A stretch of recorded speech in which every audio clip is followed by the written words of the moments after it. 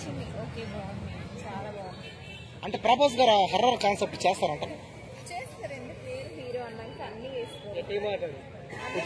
చేస్తారు హీరో అన్నప్పుడు.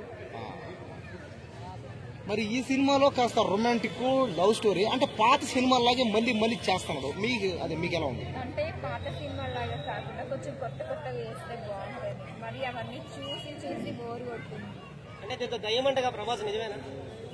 అది క్యారెక్టర్ లో కావచ్చు, కానీ రియల్ గా అయితే కాదు. రియల్ గా కాదు, మేము అడగలేదు. ఈ సినిమాలో దయ్యం క్యారెక్టర్ చేశారంటే నిజమేనా? అవునా? అంటే దెయ్యం క్యారెక్టర్ అండి మేడం, దెయ్యం క్యారెక్టర్ క్యారెక్టర్ చేశారండి, కానీ బాగుంది మూవీ. బాగుందా? అది ట్రైలర్ బాగుందండి. ట్రైలర్ బాగుంది చెప్తున్నారు మేడం. మరి ఇందులో సాంగ్స్ కానీ కొన్ని రొమాంటిక్ సీన్లు కానీ కాస్త భయంకరంగా అంటే కాస్త దారుణంగా ఉన్నాయి. మీకు ఎలా అనిపిస్తుంది మేడం?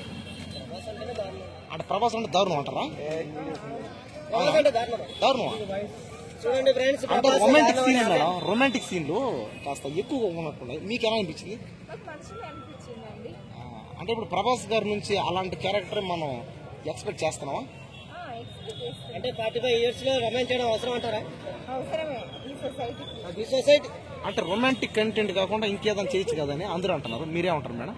ఎందుకు చేసే అన్ని రోజులు లేనియండి Prabhas. Okay, Prabhas a rebel star. Okay Prabhas darlings, bad fans. ఏం గట్టిగా మాట్లాడలేకపోతున్నారా? తిన్నారా లేదా? తినలే మధ్యాహ్నం వీకెండ్. Okay madam.